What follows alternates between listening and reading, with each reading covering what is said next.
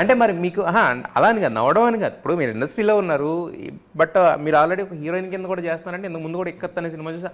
ఇంతమంది మీరు రికగ్నైజ్ చేస్తున్నప్పుడు మీ షెట్టీస్లో ఆ బాండ్ ఉండదా? తీసుకుందాం మన షెట్టి అని. అంటే ఇప్పుడు ఫర్ ఎగ్జాంపుల్ డైరెక్టర్ చెప్పారు క్యారెక్టర్ ఏం డిమాండ్ చేస్తుందో మనం దాన్ని సెలెక్ట్ చేయాలి. ఇప్పుడు క్యారెక్టర్ నన్ను డిమాండ్ చేస్తుందంటే obviously the director he might be a Shetty or he might not be a Shetty. Obviously he'll take me.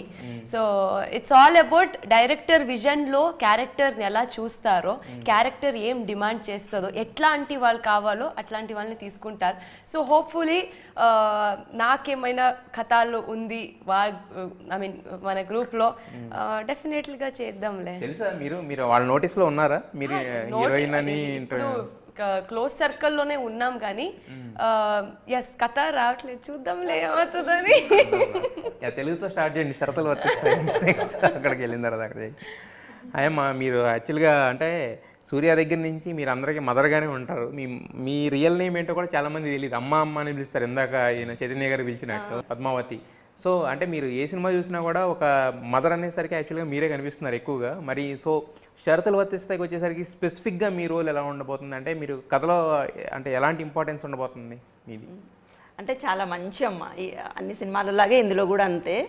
కాకపోతే చాలామంది సీనియర్ ఆర్టిస్టులు చెప్పుకుంటారు నేను ఇన్ని సినిమాలు చేసిన తర్వాత ఇంత మంచి ఆపర్చునిటీ వచ్చింది నాకు అట్లని చెప్పుకుంటారు కదా.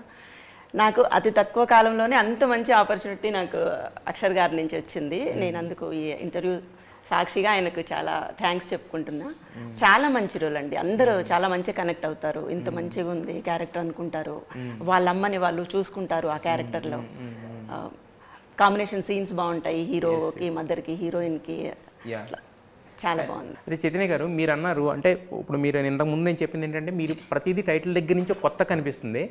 మీరు కొన్ని సినిమాలు అంటే మిమ్మల్ని చూజ్ చేసుకొని వస్తాయి అంటున్నారు. బట్ మిమ్మల్ని చూజ్ చేసుకొచ్చిన ప్రతి కథను మీరు ఒప్పుకుంటున్నారా, లేకపోతే మళ్ళీ దాంట్లో ఫిల్టరేషన్ చేసుకునేంత ఆ జోన్ వచ్చిందా మీకు ఇప్పుడు? నేను దగ్గర 200-300 కథల పైగా ఉంటా ఈ జర్నీలో. అన్నీ కొన్ని మనం వినడం స్టార్ట్ చేయగానే తెలుసు మనకు చేయము అని. కొన్ని బాగుంటాయి కానీ సిచ్యువేషన్స్ కుదరవు. ఆల్రెడీ వేరే సినిమాలు చేసి ఉంటాం, వాళ్ళు అప్పుడే చేయాలి, షూట్ డేట్స్ కుదరకపోవచ్చు. కొన్ని మాత్రం ఖచ్చితంగా చేయాలని అనిపిస్తుంది. అలా చేయాలనిపించిన సినిమాలను మాత్రం వదులుకోకుండా ఏదో రకంగా అడ్జస్ట్ చేసుకొని చేయడానికి ప్రయత్నిస్తా. అలా కూడా అక్కడెక్కడ ఒకటి మంచి సినిమాలు మంచి స్క్రిప్ట్స్ మిస్ అవ్వచ్చు. బట్ చూస్ చేసుకునే మాత్రం నాకు నచ్చి అంటే again it is an intuition. నాకు నచ్చినంత మాత్రాన మంచి సినిమా అవ్వాలని లేదు, నాకు నచ్చినంత మాత్రాన అందరికీ నచ్చుతాని లేదు. నాకు ఆ కథ విన్నప్పుడు బాగుంది, ఎమోషన్స్ అన్నీ బాగున్నాయి, మంచి సినిమా అని నాకు అనిపించేస్తాను. అంటే ఫస్ట్లో మనలో ఉన్న ఆర్టిస్ట్ సాటిస్ఫై సినిమా అని చేస్తాము. అది ఫార్చునేట్లీ అందరికీ ఎవ్రీబడి ఈజ్ లైకింగ్ అండి. ఇప్పుడు చేస్తున్న సినిమాలు అన్నీ చూస్తే కూడా అవి నచ్చుతున్నాయి.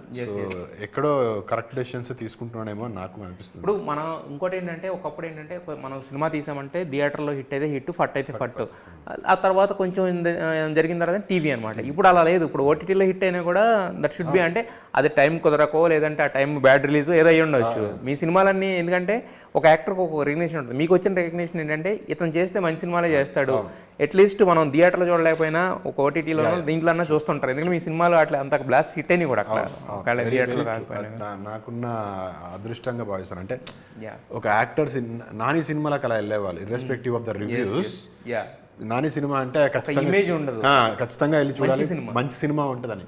సో అలా ఇప్పుడు నేను సినిమా చేస్తే కూడా పీపుల్ను అరేబిట్ చేస్తే ఏదో సంథింగ్ డిఫరెంట్ ఒకసారి చూడొచ్చు అనే ఇమేజ్ అయితే వచ్చింది. So for that I'm really lucky and I would never want to disappoint. అంటే ఎప్పటికీ ఐ డోంట్ ఏదో ఒక డబ్బుల కోసమో లేకపోతే ఏదో సిచ్యువేషన్స్లో ఏదో ఒక సినిమా చేసేసి ఆ ఇమేజ్ పొడగొట్టుకోవాలని లేదు నాకు. I want to do good films, I want to work with good directors, మంచి విజన్ ఉన్న డైరెక్టర్స్తో వర్క్ చేసి మంచి సినిమాలకు వర్క్ చేసి. బట్ ఆ ఫేజ్ అయితే దాటారు కదా మీరు, అంటే డబ్బుల కోసమో లేక అవకాశాలు వచ్చిందని ఆ ఫేజ్ అయితే దాటేశారు కదా. ఇప్పుడు వదులుకోవాల్సి వస్తుంది సినిమాలు, టైం లేస్తుంది. ఓకే, అదే మనకి అంత బిజీగా ఉంటే మనకు కావాల్సింది కూడా. యాక్చువల్గా ఒకసారి మీరు అన్నట్టు 1-2 మంచి స్క్రిప్ట్లు మిస్ అయినాయి.